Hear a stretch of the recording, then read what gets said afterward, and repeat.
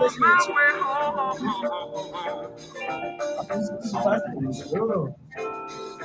I left 3 days ago, but no one seems to know I'm gone. Home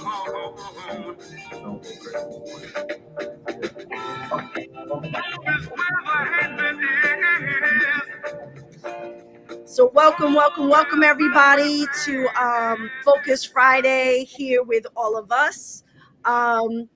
New song to add to the playlist. I think that there should be a Focus Friday playlist because we do play some different music all the time. I appreciate our guests sharing with us. Home is where the hatred is with Gil Scott Haran.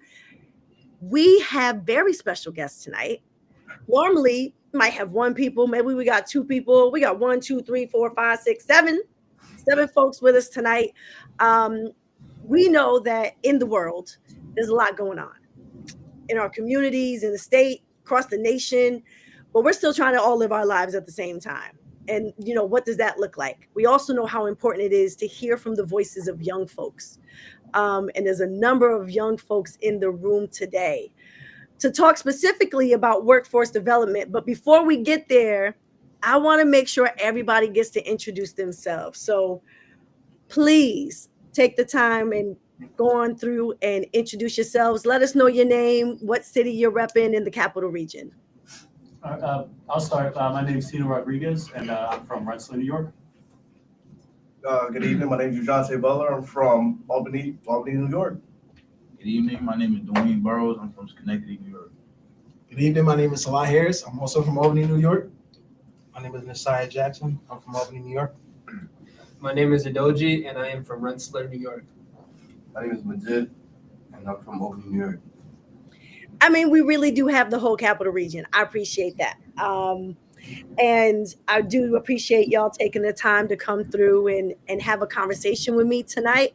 I got to meet these young people at Albany Law and was absolutely blown away at the questions y'all had. You were paying attention and just really fully engaged.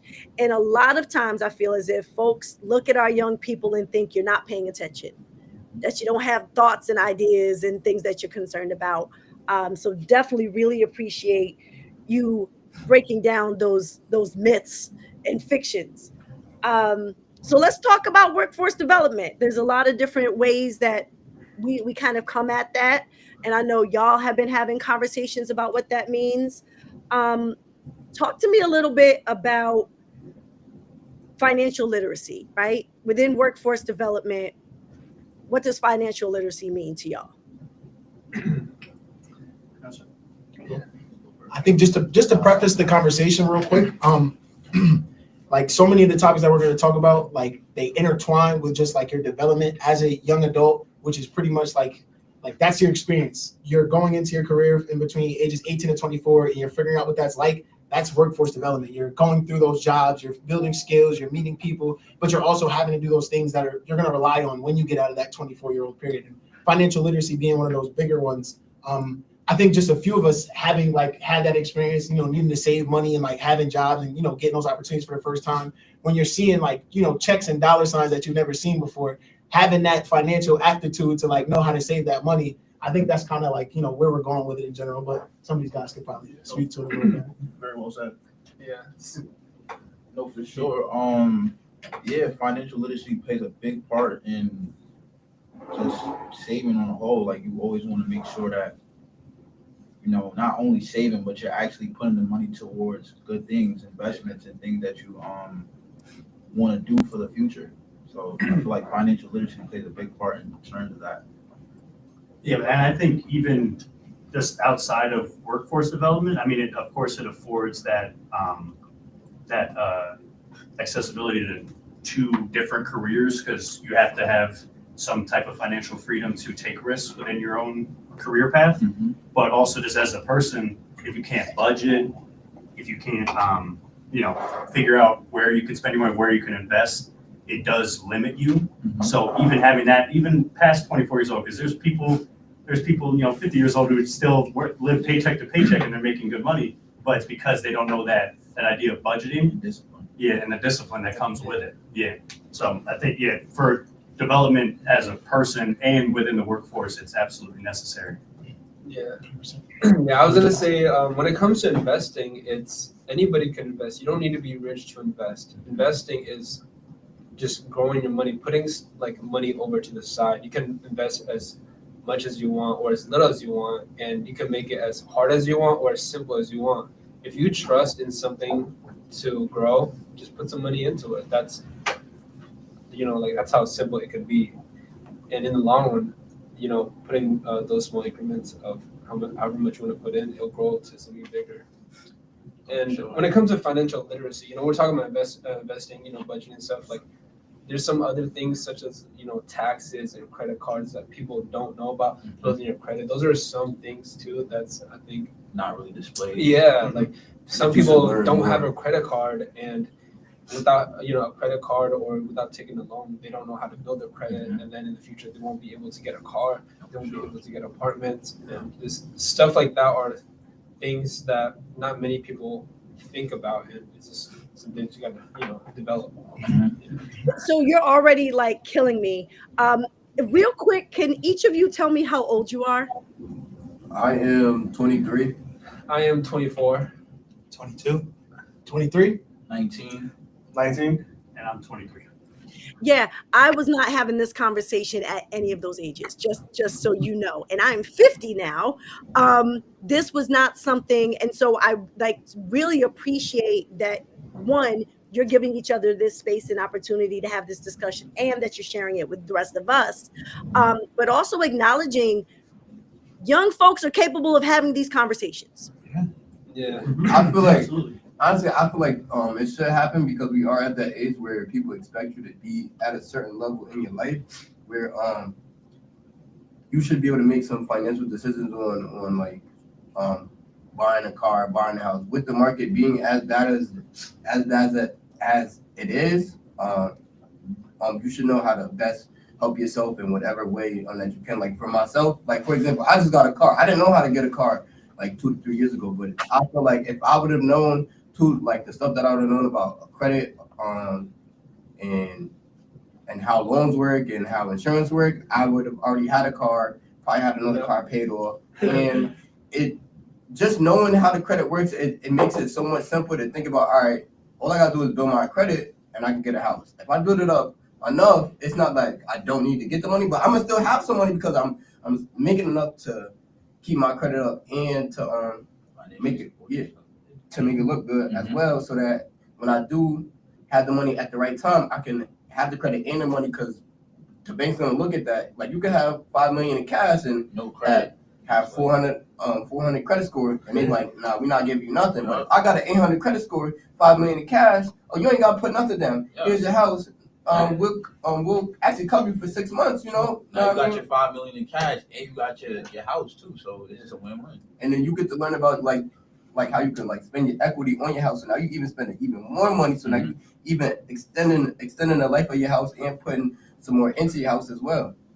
I think a big piece, I was gonna say real quick, just like a big piece for me is like, especially just being around you guys in the politics and business, is like making the financial literacy seem attainable. Because like when you are an entrepreneur, or even when you are getting like those big dollars or just like that money in general, it's like, okay, now if I stack this and I save this, I can get to this next level, or I can buy this thing, or I can purchase this. And so putting yourself even just in that mindset of just being like, yo, I have this amount of money, I'm gonna set it aside because I have this goal, is a very real thing. But I feel like we don't sit with enough, depending on how you grew up, if you had those kinds of values instilled. And so like, to that same extent, when you get attached to that idea of like, okay, I will be able to make this amount, I will be able to get this, you have to very much like look at the real layers and the real habits and the real things that are like soft skills, or how you treat everything else that will allow you to build up that kind of income. And yeah, I think that's big as well. I definitely just need to lift up. So this is a group that's called Politics and Business, right? Yes, ma'am. And y'all meet on a regular basis. Y'all are going different places across the capital region, sharing in experiences and knowledge and all of those things, which I wish I would have said at the beginning, because it's amazing and we need more of this for our young folks. and also that you are educating people that are watching this right now, just so you know. But you mentioned soft skills, right? As we're thinking about what are the other things that y'all are discussing and looking at, what is this soft skill development and mentorship? Does it matter? Does it make a difference? Like, how do you think it potentially is going to impact your life? I think you should go for it. And this is coming from a person that didn't have soft skills at a point in time and not being able to communicate and actually explain myself. So based on that experience, I feel like soft skills is very, very important, not only for job opportunities, but for talking to people on a whole. I feel like it's just something that you need to have. Like, it's certain things that you want, but it's certain things that you need, and soft skills is one of them. And I feel that way because if you can't communicate to somebody effectively and also get your point across and also being respectful at the same time, I feel like it's just no purpose. Like, you're not going to be able to express yourself in the way that you need to.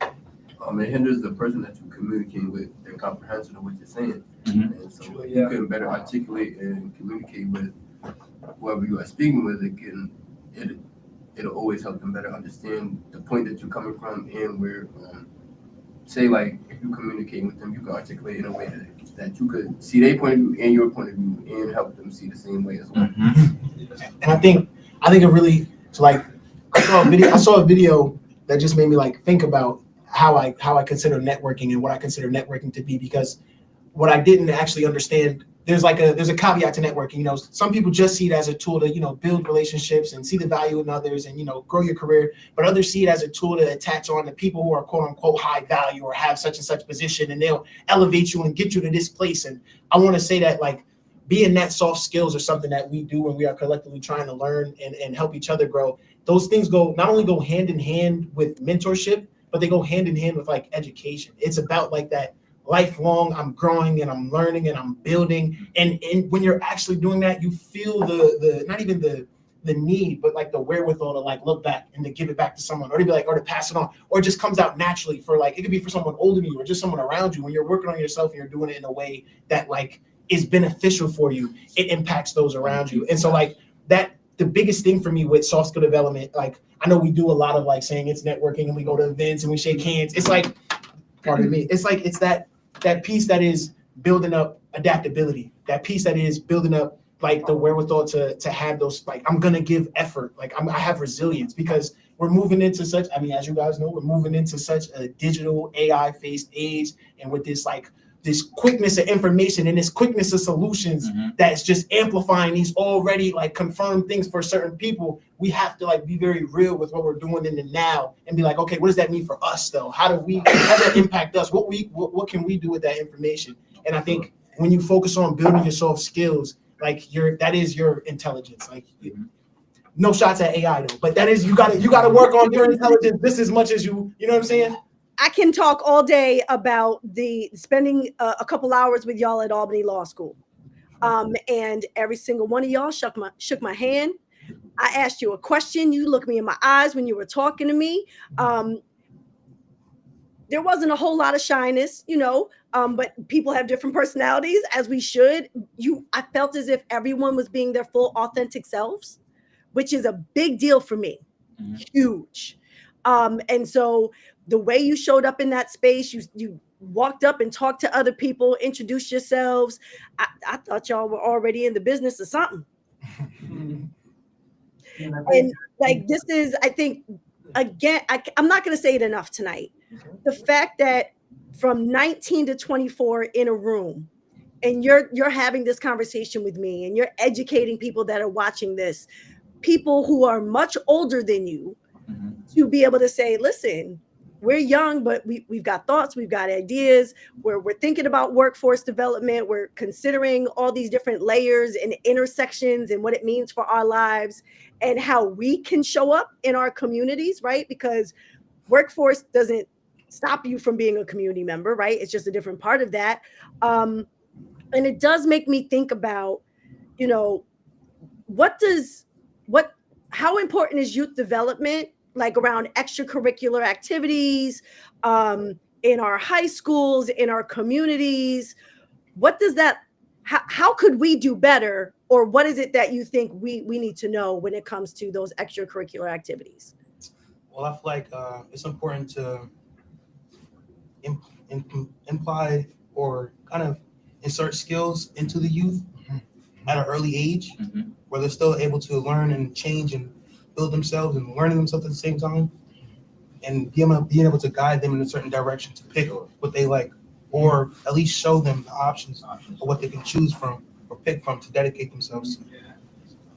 Yeah, some people feel like they don't have an option, and if not, Especially kids. Yeah, especially kids. Say if when I was a kid, I did so many sports, so many extracurriculars, which led me to meet new people, have new ideas and stuff. And some people don't have that, and if they're stuck in just one lane, it's gonna feel like they're just stuck there for the rest of their lives. And I think it's important, as people who went through that, to let them know, hey, this isn't the only thing you're limited to. We've been there before. Like, that's why it's so important to give the youth extracurriculars, because it's not just like one thing, part of their curriculum. You can give them so much more. I think like in the crazy way, and guys, please take this. Like, I'll say this quick. I think in like just an interesting way, even being like a coach is like not looked at, but it's very much, think about like how it's an extracurricular, right? You go out, you do a sport. Like, the next people who become coaches are people who are inspired through doing the sport. You know what I mean? Like, they come back and they want to be a coach because they want to give it back to JJ Redick. You see how JJ Redick was a great basketball player, and you can tell that he had some type of love for coaching, and you see how he evolved himself around it. So that's just a great example to show that coaching and soft skills, not soft skills, but mentoring goes together. Yeah, and then Team Fredette, I don't know his first name, but Jimmy Fredette, he played on the Knicks. Something. I think it was. He played on the NBA team, but he has an AAU team. I don't know if y'all know. I played against him. I'm like, oh, it gives some kids some exposure. It takes them from like you playing at a circuit out here where it's just like you see these kids in high school, but now you get to go to Maryland, and you get to Virginia, and then now you get some exposure to go somewhere else with your other lanes. And I know me personally, as what I was exposed to for track, just being exposed to the people around this the area, it don't really help you as much as going to a different state and all right, you realize now I'm out my bubble. And with all that will develop your love for the game, because it's all right, now I got to become better. If I'm going to the different state and I'm not the best, now that I'm not the best at this state, all right, now it's either work on myself or I work on something else to become something better. Because essentially, even if you're going up against competition, you're going to really sit there and think yo, is this for me? Am I going to be better? How am I going to be better tomorrow? You feel what I'm saying? Yeah. And going anywhere for anything, say it's track. When I went down to New York City, I got dusted. I got dusted. You know what I did? So everybody be at practice. I was not skipping no more practice. Yep. And then indoor came around. We went to states. I was like, oh yeah. So and then now I want to go back to school for track. I stepped away, but now. I coach my brother, just because it's for the love. You still let it get? That's real. That's real. I think that's the biggest thing that keeps us back, coming back to it, is that love for it. And you know what I'm saying? You'll always be centered around that. But even more, it doesn't have to, I feel so often, here in Albany at least, we do have a lot of people who've been we'll say made it famous or made it big or just developed into a high professional level of their career. They can come back and they can do things. But Albany is also full, which is we can speak to right now, full of people who are just people who do these things. And when I say just people, I mean just the common folk, just the constituents, just like us, just people who live here, care about their community, grew up in it, just like you were saying, Adoji, have been through those experiences and want to go back and reach back to it. And that's not to do a corny plug, but that's all of us, and that's true. It really is about all of us, and I think that's the biggest thing that keeps us wanting to do that and staying in the community and caring even about home, is because it's not just us who are going to go to school and be successful and do those things. And when you get to that level of success, if you don't feel that need to give back, It's a problem. You might have a fever or something. I don't know. There's something real quick. I don't want to let it pass because I heard you speak about being outside of your bubble, right? Like a lot of young folks in the capital region, they don't get past the 4 blocks around their house, right? Go to neighborhood schools, they see the same people all the time, and they can't imagine what another place looks like. And what I'm hearing is these extracurricular activities, whatever they are, they're giving a window and sometimes an actual travel to other places, and to know that the world is even bigger, that there's more that you could do. And also that it helps you challenge yourself, that it helps you push yourself forward, that you're like, no, I can do better. I'm not getting dusted again. I'm gonna go to practice. And like, I mean, that's just positive life experiences for anything, for relationships, for your job, for your career, for your community, like all the way around, whether it's workforce or something else. These are amazing things that you all are already talking about, and nobody's even 30. Yo. Talk about London. I want you to talk about that, but I want to bring in a real before. You know what? I want you to talk about this piece because I want to bring in some realism for all of us that I know we can relate with. But you spoke about this piece about these programs and opportunities being able to take us to places for anybody who's been involved with different extracurriculars, you know. But Majid and myself, actually, we were able to go. Majid, you can take us away. So me and Salah were a part of a group called the Black and Latino Achievers. A handful of us were actually. Four of us in here. We got to go on college tours, so we got to go to like Howard, Boise, right? State, tons of different schools and stuff like that. Tons of schools, right? So that was just like, you know, like some of like the small exposure that we got. Me and Salah actually got selected to go out to London and to Scotland. So we actually got to sit on an 8 to 9 hour flight overseas to London, landed terrible jet lag. Then we got on the train to go to Scotland. We got to eat Scottish food.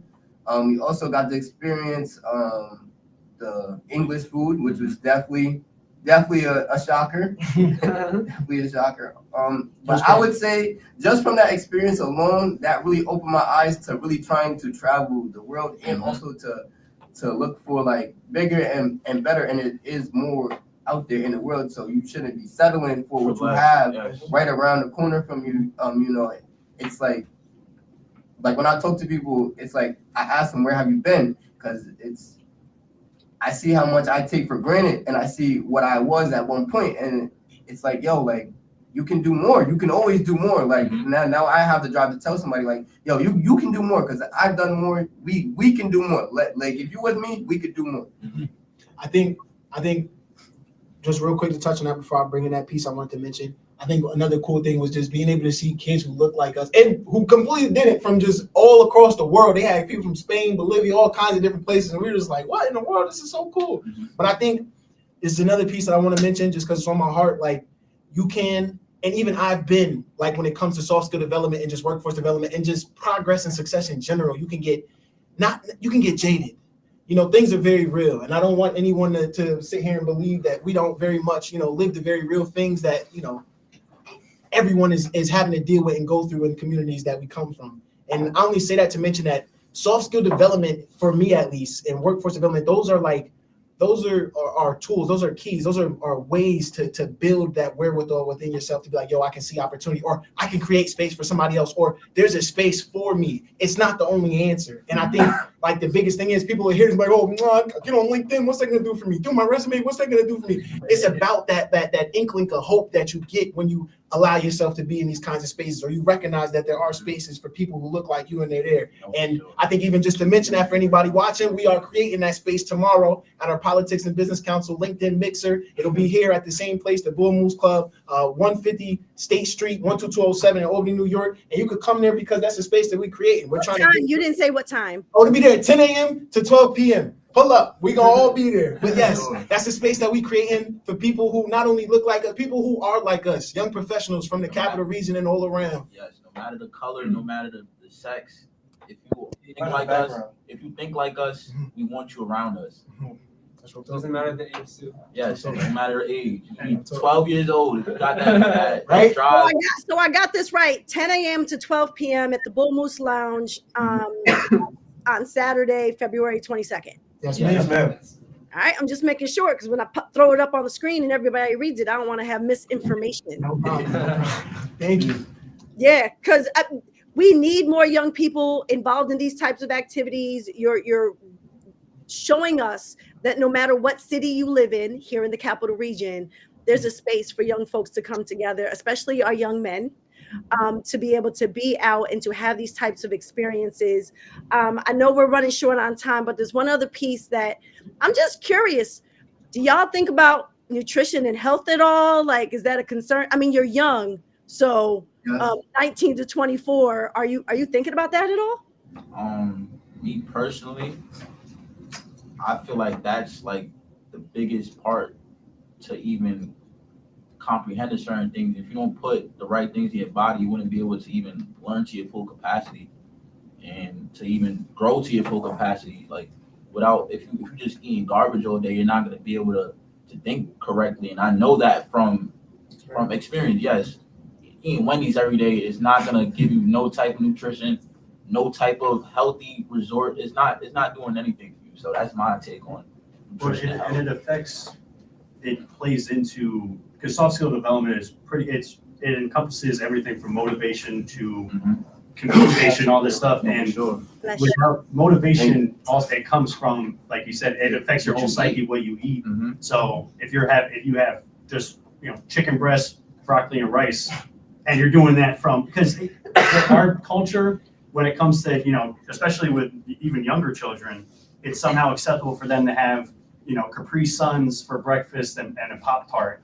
But at some point it changes, but then the damage is already done. For sure. And then that motivation, the lack of energy, we have the highest rates of chronic illness too in the US because of the stuff that we're eating. Yeah. So if you implant that discipline into people our age and younger, which would be the goal, it allows for more upward movement and better just a better frame of thinking. Yeah. Which is interesting because the whole conversation at the state level is that children should have free breakfast and lunch in school, that they should have free breakfast and lunch in school. And before I forget, Salah, I want to talk to you about how we can make sure that your young folks are at the Black and Puerto Rican Caucus next year, because there was a number of conversations in rooms where I'm like, where are them boys at? Because I know that they would have had some things to say. We were here. We were literally here talking about it. One of the conversations was around health and wellness, that food is medicine, about the preservatives that are in these, in the chemicals, and that kids should have breakfast and lunch, but what are we feeding them inside our schools for breakfast and lunch? So appreciate that. From 19 to 24, I'm going to keep saying it. You're thinking about things that folks elected to office are just starting to pick up on and push forward. I think that the first lady back when Barack Obama was president hit on that very, very specifically. We started implementing healthier alternatives inside of the schools so that the children inside of the schools can look forward to not only having a full meal, but having a healthier meal. Healthy meal, yeah. And I think that plays a huge part into nutrition and health, because what are we feeding our children when we send them to school? What are the schools feeding the children?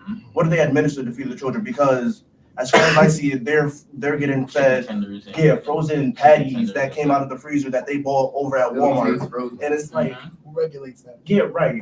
Who regulates that? I'm gonna share some quick information with you. One, it's a budgetary thing. So only a certain amount of money is given to schools for being able to buy food for thousands of kids, right? There's almost 10,000 students in Schenectady School District, and the money spent for food is not really a lot. Also, the federal guidelines that say what is the nutritional value that is mandatory is a very low bar. So you're not giving folks a lot of money. You're saying well, as long as it meets this minimal criteria, then you're good. And it's a setup for failure. Because if we recognize what you all have told everyone, how important nutrition is to growing minds, to be able to focus, to be able to pay attention, to know what you want to do, but then we're not actually supplying the resources necessary for some of our students to have those things, right? Because not all schools are made the same. That schools in lower economic cities and areas have worse food than those in higher economic areas. Yeah, just one thing I want to say is I know you guys are talking about like the short term effects of unhealthy food and stuff, but there's also the long term effects where if you were to eat unhealthy food for a long period of time, you might develop diabetes or other health issues. Where if that was the case, you're gonna be at the hospital, and then if you're at the hospital, you're gonna have to pay for that. You rack up debt. So And then that and itself, not even just on that topic, but we're feeding our children all this junk food to say, and how is that affecting them physically? Because now we're having obese children walking around, and everybody is looking at it like that's okay to have a 180 exactly 12-year-old. The reason why it's I was talking about the long run is because of these health issues.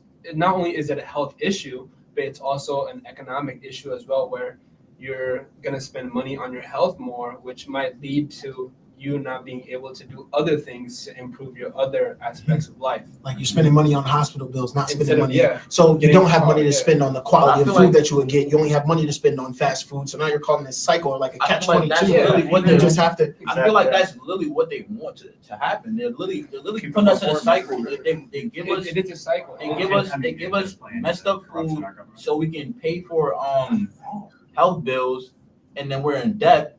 So now we gotta pay that back. So it's just like a cycle that they put you into. It's like a net trap. Like Exactly. once you It get is a into net it, trap, yeah. once you get That's into it, you where- can't get out of it. And I feel like that's where that lack of funding comes in because of, and also just not being smart and where the funding is going. Because I mean, at our high school, we had instead of getting better lunches, we got 3 different flat screens that display the weather. Yeah. And it's like, all right, and it also goes to, I mean, not just food, it also goes towards exercise. Mhm. In our gym class, you run 1 mile 1 time in the year at the start of the year. And then that's it. And then for 8 hours for even going younger, for 8 hours a day, even for second graders, it's now they're stuck in a seat, stationary, living a static life. And then that translates to the rest of their life. It translates to when they get home. And also with the, technology getting as good as it is. And, You the just rise, use AI to take Yeah. well, it's the rise of the iPad kid, basically. Yeah, Like, literally. we were on the edge of that, but luckily we just missed it. But now, I mean, some of my friends have kids, and it's just they're on that iPad, and then Because they always sit down. It's like, why would I get up if the phone gonna tell me everything I need to know? And the teacher gonna do the same thing. I'm gonna sit in class, you know what I'm gonna do? I'm gonna sit down, I'm gonna look at the phone. The phone gonna tell me everything I need to know. so it's just that. So it's promoted to be stationary just by the way we teach children, and then the food that we give them, there's not a focus on health, so then that's not a priority in their mind. And then when they go to gym class, they play a game of dodgeball for 20 minutes, and then all right, back to class. And then so there's nothing about actual exercise that's like safe exercise. Stretching. Stretching. I mean, a lot of people experience a chronic illness if they aren't working out, particularly young men. They're going to hurt their lower back because they're doing exercise wrong and they didn't have the proper training or mentoring. It goes back to that. So having that discipline being taken out of school is what leads to now us having to figure this out after high school. This should be already something that should be a focus throughout the whole school career. And I just feel like there's like, I don't know, 5 or 6 other conversations that we need to have. And in addition to the fact that y'all didn't need me, I just need to let you have the camera. We appreciate that. Anybody that knows me knows I got no space for like trying to beef up somebody's ego. Like that's not happening. The blessing and the curse of speaking truth to power. We are over on time. I kind of don't care. I really don't care. Because what did I say? The importance of young people's voices being heard, for us to be able to break these stereotypes and stigmas about who our young people are, what they're capable of, what's on their minds, the fact that y'all have opinions and ideas and goals that you want to see happen, that within one topic, you were able to lift up and show the intersectionality of all of these other things. I don't know when you're coming back, but I know y'all are coming back. That's all I'm gonna say, because I can't imagine like the rest of the year going by and not having another conversation with y'all. What I do want is I want everybody one more time to make sure you let everyone know what your name is before we roll out, because they should know your name. Every single one of you, they should know your name. Hey, how you doing again? My name is Majid. I'm from Albany. My name is Adoji. I am from Rensselaer and I'm 24. My name is Nasiah. I'm from Albany.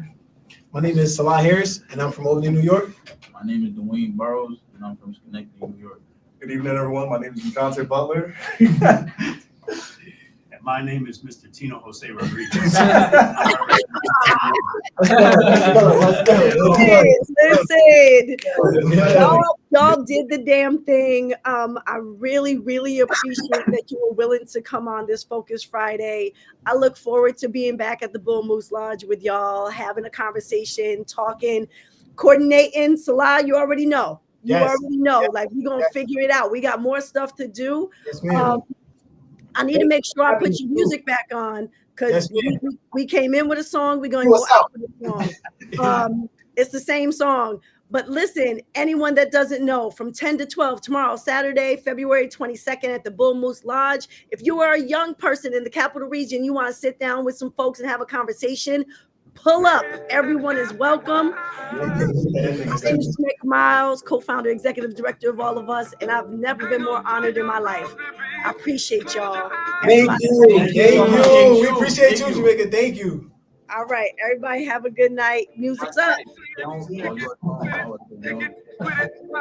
you ever try? Don't say that. So I just don't see you. Oh, no, we got to go. Come on.